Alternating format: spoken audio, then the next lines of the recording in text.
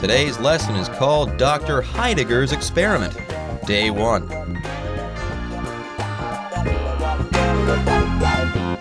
Hi everyone, my name is Jeff. My name is Roger, and today we could say it's our literature unit because we're talking about a short story, not a really long novel or a complicated play, but simply a short story by the American writer Nathaniel Hawthorne. You may have heard of him because he wrote the story The Scarlet Letter. I think that was made into a movie starring Demi Moore. I think I saw it at the Chowsing Theater before they tore it down and built luxury apartments, but that's beside the point. We're talking about another of Nathaniel Hawthorne's stories entitled Dr. Heidegger's Experiment. There you go. So you've already brought up The Scarlet Letter. We'll talk about that a little bit after our break here. We're going to introduce our author here, Nathaniel Hawthorne, but Roger's right. Nathaniel Hawthorne is known for being the author of a masterpiece novel called The Scarlet Letter, which is a very good novel all about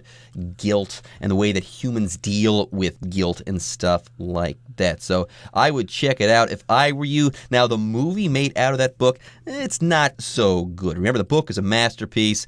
The movie there starring Demi Moore and Gary Oldman, I guess it was okay and so-so, but hey, you can't go wrong with the book, The Scarlet Letter. It's super, super good. Anyways, that's enough on the work of Nathaniel Hawthorne as far as novels are concerned. Today, we're going to be talking about a short story that he wrote, a short story called Dr. Heidegger's Experiment. Now, I just said we're going to be reading about that today, and that's true, but get this. The next time we join you guys again during our literature unit, we'll be talking about this short story once again. So 2 days on Dr. Heidegger's Experiment. How about that? How fun, how cool. Anyways, let's go ahead and get started. Day 1 of our lesson will begin right after this. Dr. Heidegger's Experiment. Nathaniel Hawthorne was born in Salem, Massachusetts in 1804. He published a few short stories and novels, but it wasn't until his book, The Scarlet Letter, was released that he really rose to prominence. His short story, Dr. Heidegger's Experiment, was published in 1837 in his Twice Told Tales collection.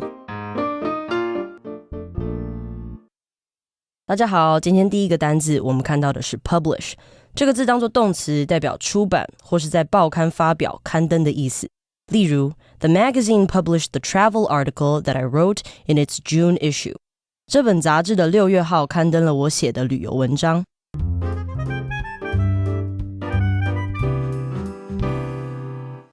Okay, let's talk about the first part of our lesson. Again, the story is Dr. Heidegger's Experiment. Of course, an experiment is something that a scientist would conduct in a laboratory to get some information to prove whether a theory is correct. And we've got Dr. Heidegger, I guess, conducting an experiment. We'll talk about that story in just a couple of seconds. But first, let's talk about the author, Nathaniel Hawthorne. Nathaniel sometimes is shortened to Nathan or just Nate. But in any case, Nathaniel Hawthorne was born in Salem, Massachusetts, way back in 1804. He published a few short stories and novels, but it wasn't until his book, The Scarlet Letter, was released that he really rose to prominence. So if you publish something, you get a publisher to take your manuscript, and they make it into a book, and they print several thousand copies, and they sell it to people. So there you go. You've got to produce the manuscript. You've got to edit that thing. You've got to bind that thing. After you've printed all the pages out, you've got to put the things together into a book. That's called binding.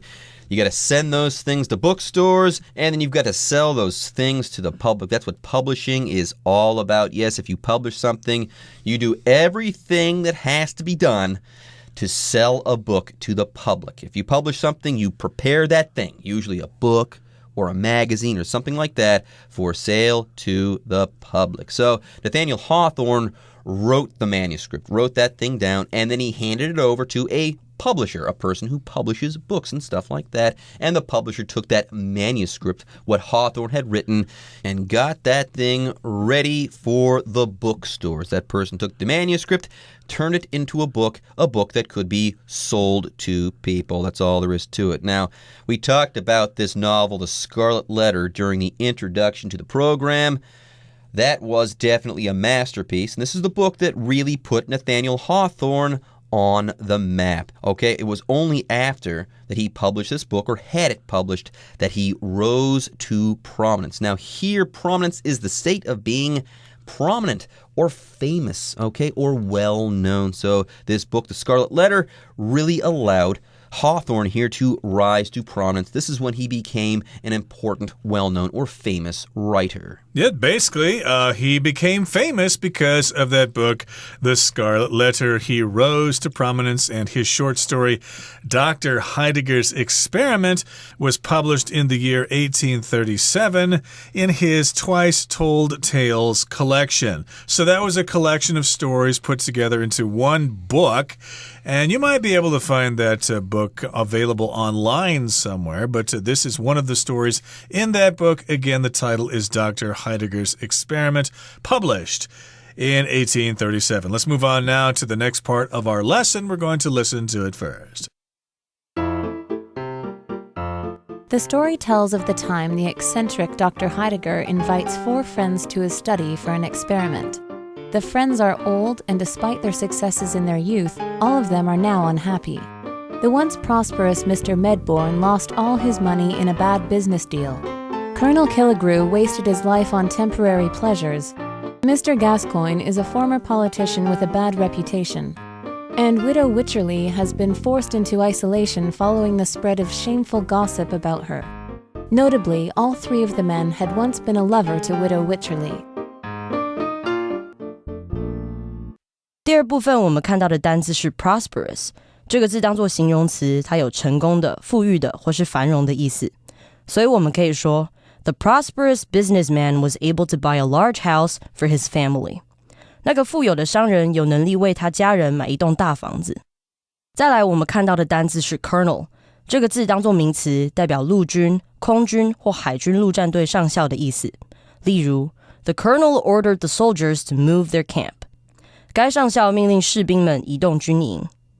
接下来我们看到的单字是 isolation， 这个字当作名词，它有孤立状态或是孤独的意思。例如在 Glenn 成名后，他也开始感受到深刻的孤独感。英文可以这么说 After Glenn became famous, he also developed a deep sense of isolation. 此外，它的动词形态是 isolate， 是隔离或是孤立的意思。例如In order to concentrate on his writing, Melvin has to isolate himself in his room and not see anyone. 为了专心写作 Melvin 必须把自己隔离在房间内，不见任何人。下一个我们看到的单字是 shameful， 这个字当作形容词，代表可耻的或是丢脸的意思。所以我们可以说 Stacy reminded her daughter that she can't tell this shameful secret to others.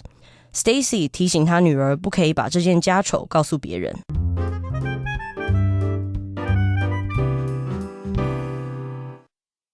All right, everyone, let's go ahead and start our lesson, okay? Remember, we're talking about On Being and Time, written by the German philosopher Martin Heidegger. Wait a minute, sorry, that was the wrong Heidegger, okay? Remember, we're reading a story by Nathaniel Hawthorne, and it's called Dr. Heidegger's Experiment, though Martin Heidegger is a really important philosopher, so I'm sorry if I confused my Heideggers. That's forgivable. Lots of people would probably confuse their Heideggers, but this Dr. Heidegger is fictitious. He's just in this story here. Well, this story of Dr. Heidegger's experiment tells of the time the eccentric Dr. Heidegger invites 4 friends to his study for an experiment. Now, in this sentence, we have the word eccentric. If you're eccentric, you're a little strange, but usually it means that you can get away with these things, especially if you're a rich person and you're kind of unusual. People would just call you eccentric. Well, he's an eccentric millionaire, but if you're not really rich, you would just simply be called weird or crazy. Weird or crazy. But yes, if you're eccentric, you are a bit weird. You are a bit strange. You are a bit unconventional. But people like you, okay? People think you're strange, but they think you're strange in a good way, in a fun way, or in an untroubling way. Otherwise, if you're crazy, people might say, hey, I want to get away from this person as soon as possible. I'm troubled by this person and their presence. Well, this doesn't happen if the person is eccentric. You think, wow, that person is an oddball, but I like him. He's an oddball in an interesting kind of way. Anyways, the story, Dr. Heidegger's Experiment, tells of the time that Dr. Heidegger invited 4 friends to his study for an experiment, it says here. So the story tells of this. That is, this story tells us about this. It tells us this story. It speaks of this thing, or it gives us information on that thing. But here we're talking about a story. So if a story tells of something, yeah, it tells us about this thing. Okay, so he's eccentric and he invites 4 of his friends to his study for an experiment. He's going to either show them an experiment that he's working on, or they are going to be part of his experiment and they're going to his study. Study usually is a verb. That means you open the books and you start to learn information and prepare for a test or something like that.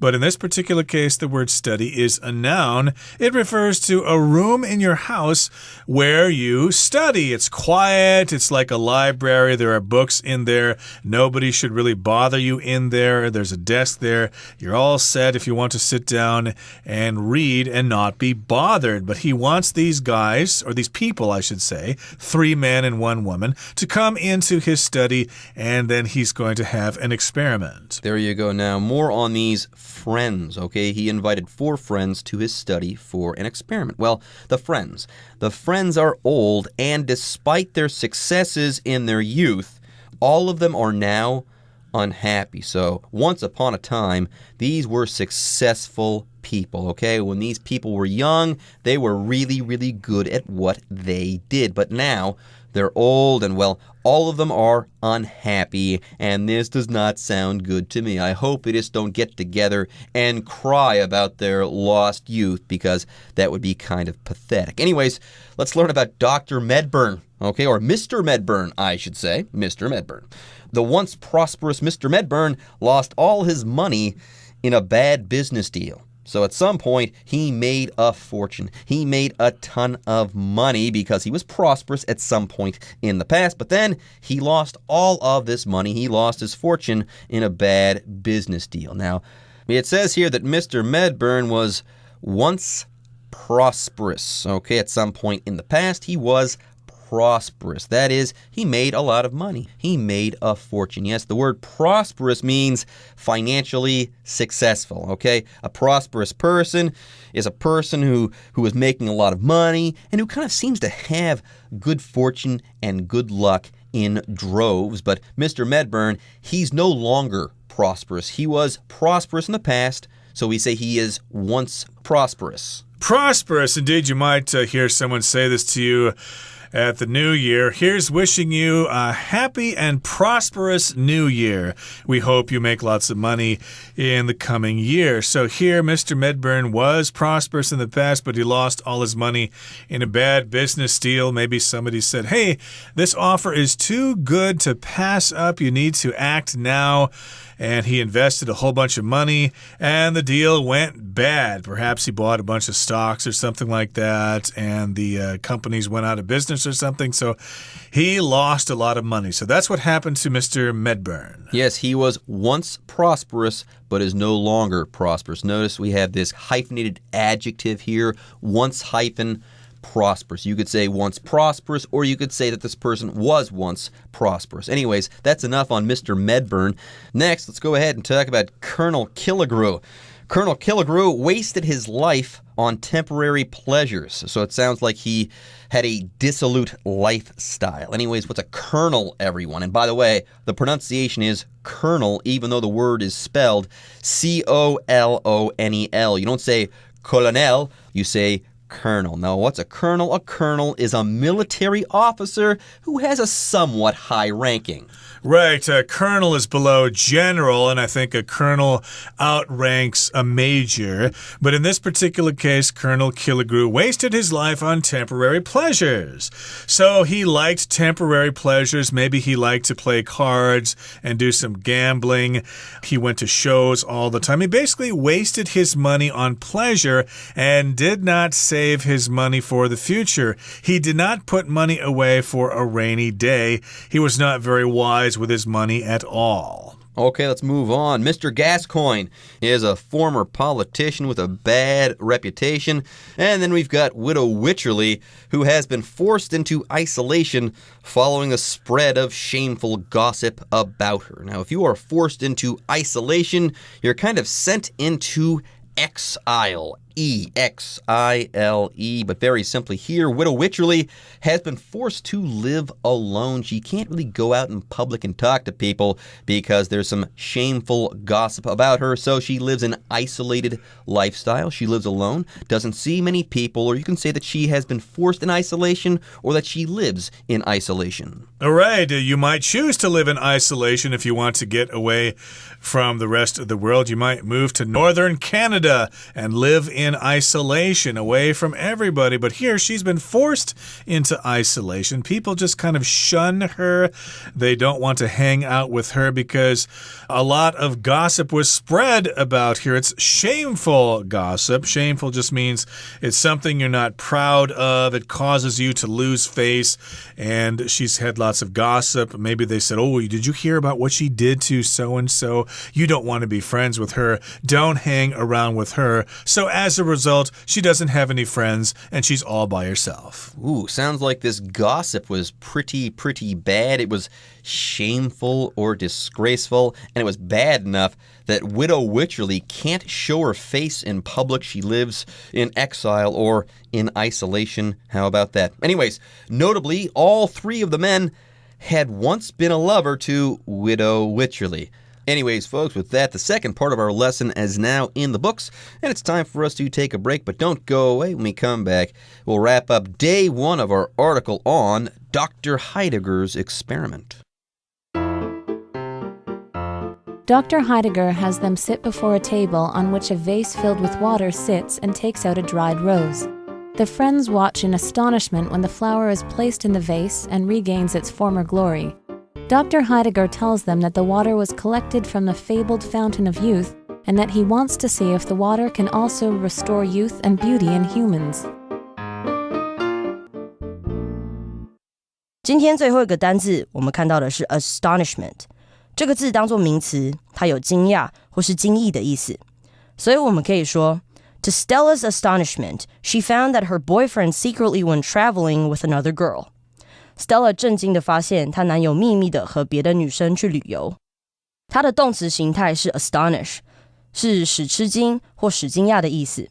例如 Kyle 的考试成绩进步，让老师大感惊讶。英文可以这么说 Kyle's improved test scores astonished his teacher.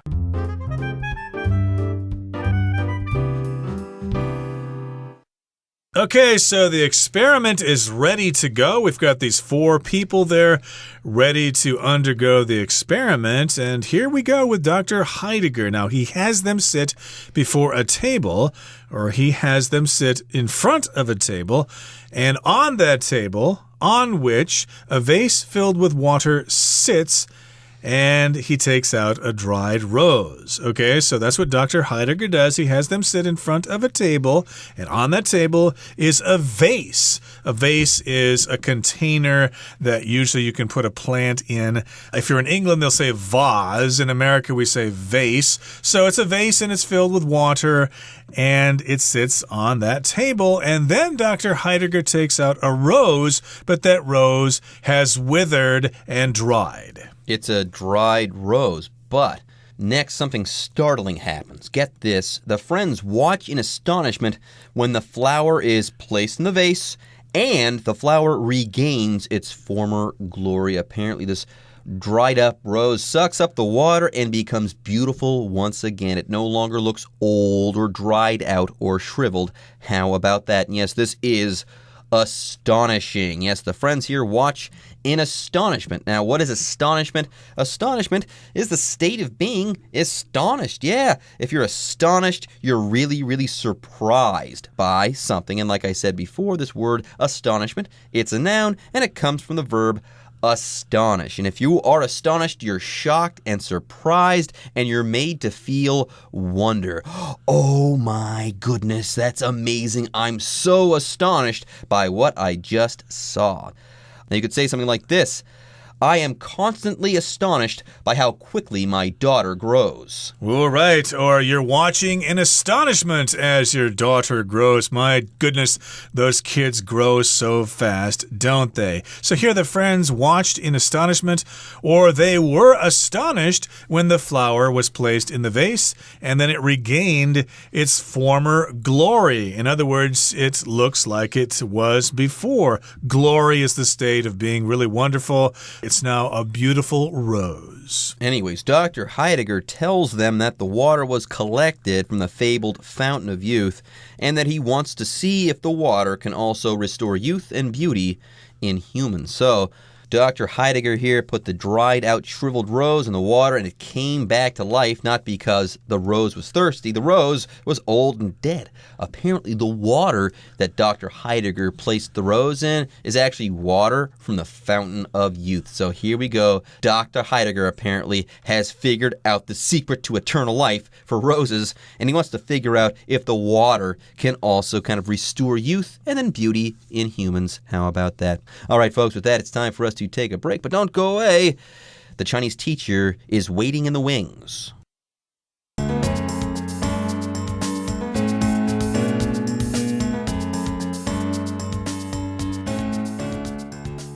各位同学大家好，我是 Hanny。 我们来看今天的文法重点。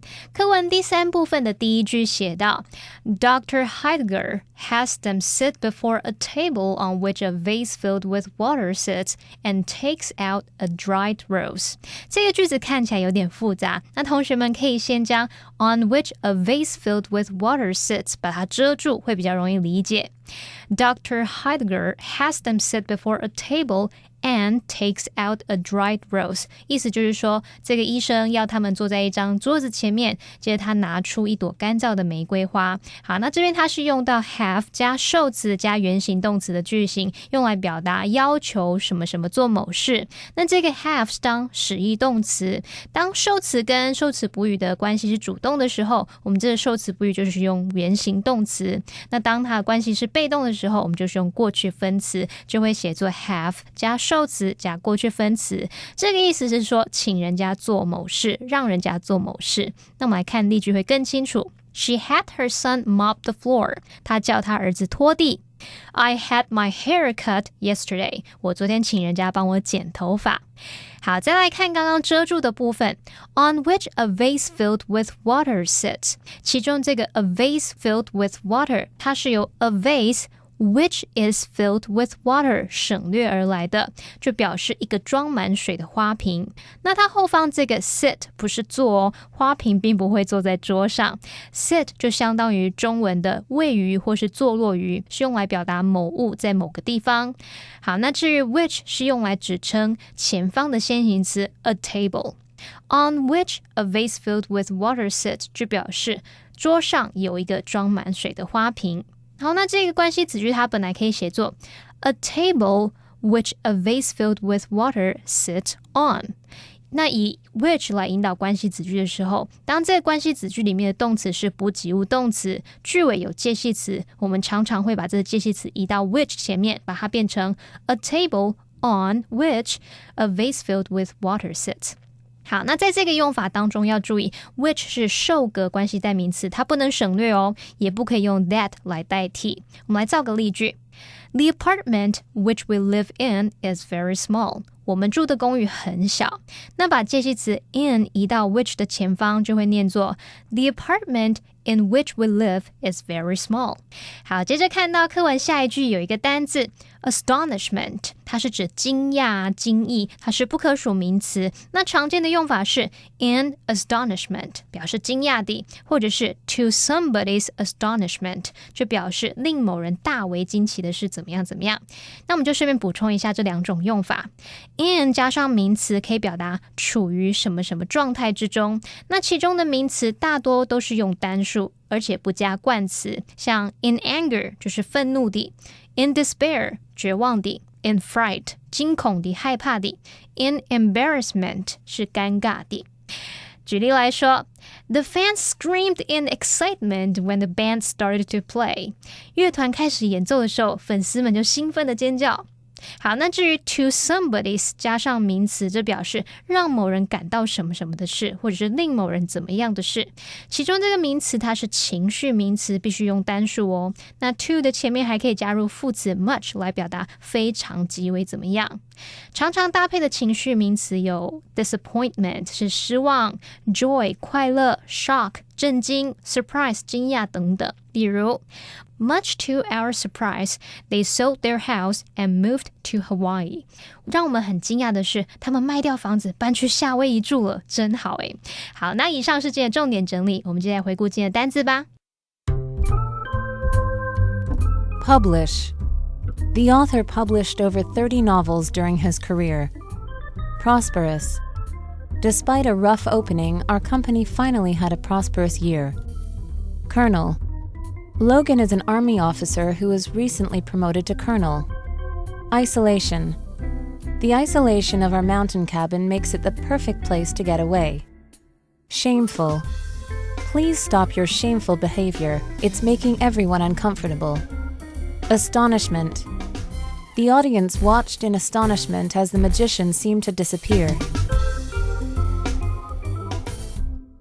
Okay, everyone.